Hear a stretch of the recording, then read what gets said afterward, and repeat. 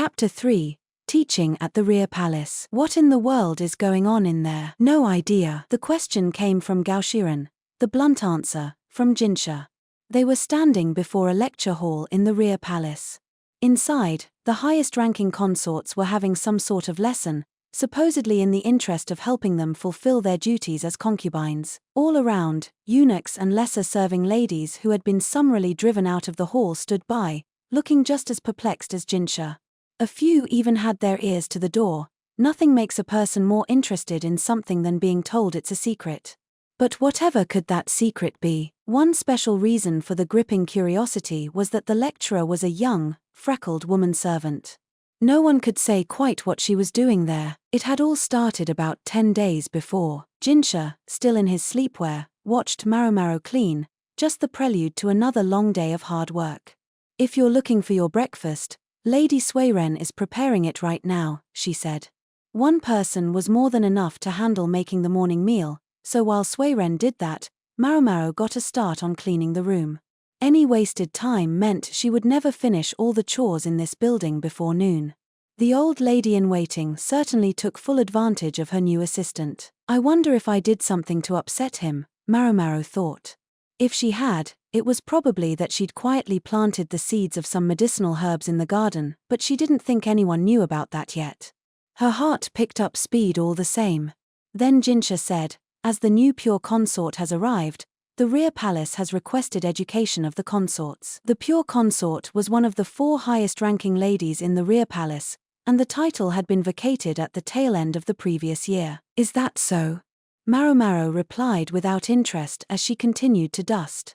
She ran the rag along the floor as hard as if the timbers had killed her parents and she was taking revenge.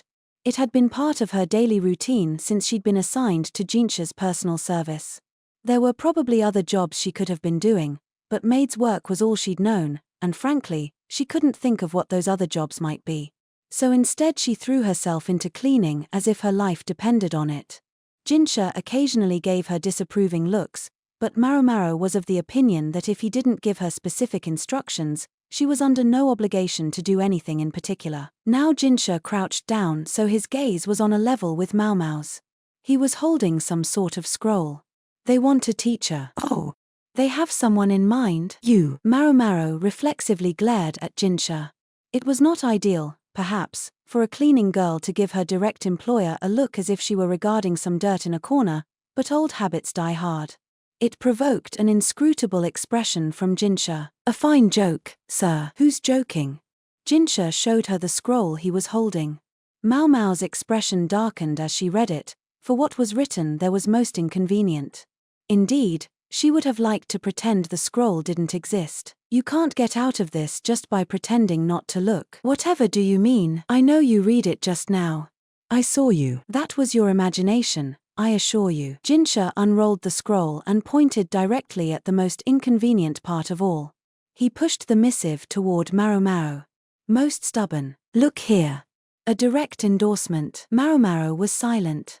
The words wise consort, Li Hua hovered directly beside Jinshi's finger. Now she's done it, Maomao thought. Count me out, was all she said, and so, for the day, the matter was closed. But it couldn't last. The next day, another scroll arrived with the same request. This time, the endorsement was provided by consort Gyokuyu.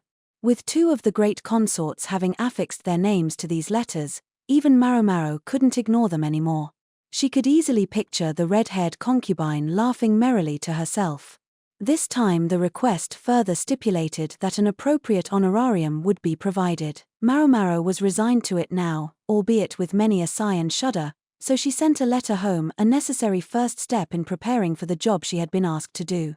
By home, though, she meant not to Luo men, but to the courtesans who had been like parents to her. Several days later the items she had requested arrived, along with an invoice from the madam. Maomao thought the old lady had seriously inflated the price, but nonetheless she discreetly added an extra 0 to the number before passing the bill to Jinshi. He scrutinized it but seemed prepared to accept the cost, when Suiren appeared out of nowhere and said with a chuckle, I think the ink of this number is just a slightly different shade from the rest. She plucked the invoice from Jinshi's hands and gave it back to Maomao. Wily old lady, Maomao thought. So long as Ren was there, it would be a tall order for anyone to make a mark of her sheltered young master. Maomao was left with no choice but to admit the original price. If they'd had a mind to, Jinshi and Ren could have argued that Maomao should cover the expense for herself, so she was just as happy when they complacently paid the sum. When the goods from the courtesans were delivered, Maomao veritably shoved Gaoshuren aside and took them herself. Jinshi was as interested as a nosy puppy, but Maomao steadfastly refused to break any of the seals, quickly requisitioning a cart and taking the items away. "Shall I help you?" Gaoshuren asked, but Maomao politely refused him, taking her acquisitions to her room. Jinshi demanded to see what she had received, but she opened her eyes as wide as she could and stared him down, and after a moment he quietly withdrew. She could hardly show him her all-important teaching materials. Maomao had decided, if she was going to do this, she was going to do it right. Finally, the day arrived. For the first time in a long while, Maomao set foot in the rear palace, in the inner court. She found the slight feminine fragrance that suffused the place to be oddly calming. The lecture hall that had been prepared for her was in fact quite large, enough to seat several hundred people. It had been sleeping quarters for the maids under the previous emperor, when the population of the rear palace had ballooned and individual rooms couldn't be built rapidly enough to keep up. Now, though, it went largely unused. It was a complete waste to leave it standing empty, but it would have been an even greater waste to tear it down. Indeed, many such buildings dotted the rear palace. "I don't need all this space," Maomao thought. She wasn't teaching anything particularly important, so why was such a crowd gathering? Middle and lower-ranked consorts and their entourages all but surrounded the lecture hall, while more than a few maids rubbernecked from a distance. The subject of instruction on this occasion was of no small importance to the consorts and concubines. In some sense, it could even be said to bear on the future of the nation, but for Maomao, all it did was elicit a long sigh. "All right, listen up," Jinshi said. "Only the high consorts are to receive instruction." One might have expected disappointment among the lower-ranking consorts at this pronouncement, but quite to the contrary, many of them were seemingly satisfied at having gotten a glimpse of Jinshi.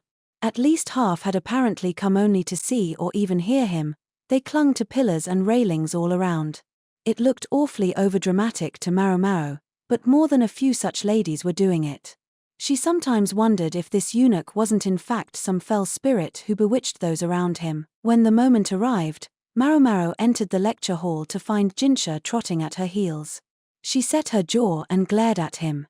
"What?" he asked, but Maomao only pushed him back out of the room. His willowy figure belied how much work it took to shove him out the door. "But why?" he said. "Because what will transpire here is secret, confidential, and positively not for outsiders. I was asked to instruct our honored consorts, and last I checked, Master Jinshi, you were not one of them." Then she shut and barred the door. She let out a long breath, then took an appraising look around the lecture hall.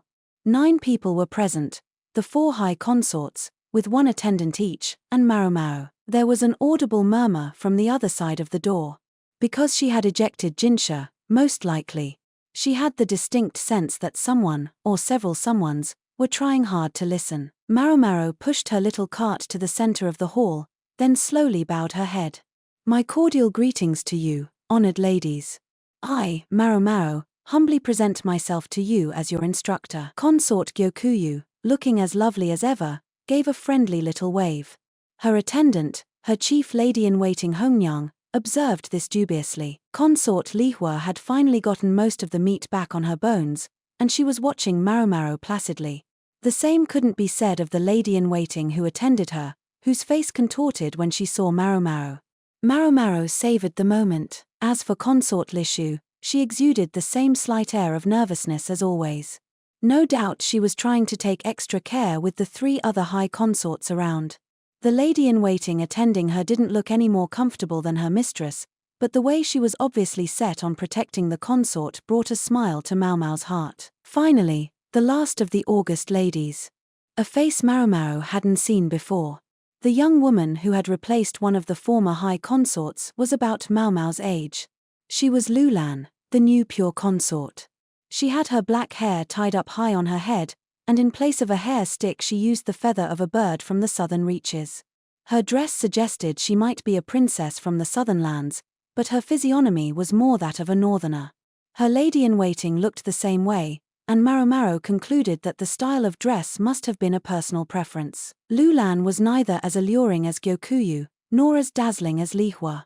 Unlike Lishu, she was of an appropriate age to share a bed with the emperor, but for the moment, it didn't appear she would threaten the delicate balance of the rear palace. That costume, though, it made her by far the most conspicuous of the 4 high consorts. In particular, her makeup accented the corners of her eyes so emphatically that it was impossible to tell what they really looked like. Maomao could hardly picture how the consort must appear without cosmetics. Not that it matters to me. With her little introduction complete, Maomao pulled a stack of textbooks from among her supplies and began passing them out, one to each consort. Each had her own reaction as she took her copy: widening eyes, an amused chuckle, a furious flush of the cheeks, a furrowed brow. About what I expected, Maomao thought. Next she produced a collection of tools. About half of those present regarded them with confusion, while most of the others seemed to know what they were for. The handful in between didn't know exactly, but seemed to guess, and blushed. I wish to stress that what I'm about to teach you are trade secrets of the Garden of Women, and must not be divulged to outsiders, Maomao said, and then she instructed her pupils to open their textbooks to page 3. A good 2 hours or so later, Maomao's lecture was finally finished. Maybe I tried to tackle too much at once, she thought. Even Maomao was feeling a bit spent by it. She drifted over to the door of the lecture hall and undid the bar. That went on for a while. The gorgeous eunuch wandered in, looking quite at his leisure. He did seem ever so slightly annoyed, and for some reason, his left cheek and ear were red. Maomao was at least kind enough not to openly accuse him of eavesdropping. Jinshi regarded the room he had entered with mute amazement. "Is something the matter, sir?" "You took the words right out of my mouth," he said, looking closely at Maomao. "I'm afraid I don't know what you mean." She had only given the consorts of the rear palace instruction in the necessary knowledge, as she had been requested. As for the individual consorts, their responses to Maomao's lecture were as follows. Gyokuyu was enthused. "Finally, some new tricks," she was saying. Hougong attended her with her customary expression of fatigue. She might also have been occasionally casting glares in Maomao's direction, but the lecturer chose to ignore her. Lihua's cheeks were slightly flushed, but her finger traced down the page as she reviewed the lesson. She seemed quite satisfied. The lady-in-waiting with her was red as a beet and looking firmly at the ground, trembling. Lishu was in a corner of the room with her forehead pressed to the wall, mumbling, "I can't. I couldn't. It's impossible." All the blood had drained from her face. Her attendant, only recently promoted to her chief lady-in-waiting, Maomao believed she recognized the woman as Lishu's former food taster, patted her back consolingly. As for Lulan, she was staring into space with a distant expression. Maomao couldn't guess what she might be thinking. Her attendant wasn't quite sure what to do with the textbook lying in front of them. With some embarrassment, she packed it in a carrying cloth. "I don't care what they do with it," Maomao thought as she packed up her things and accepted a cup of cool water. She let out a breath. She was tired, but the thought of the envelope full of money she would receive took the edge off her fatigue. Each of the consorts was allowed to keep the instructional materials she'd received. Some clutched their books lovingly, while others touched them only with evident trepidation. In any event, Maomao urged them to wrap the items in traveling cloths so that they might not be seen, and further, reiterated that they should not be shown to anybody. Jinshi and the others who had been excluded from the lecture watched, mystified. "What exactly did you teach them?"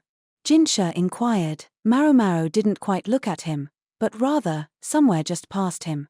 "Next time you see the emperor, ask what he thought of my lesson," she said. As to the content of her instruction, she would leave that to Jinshi's imagination.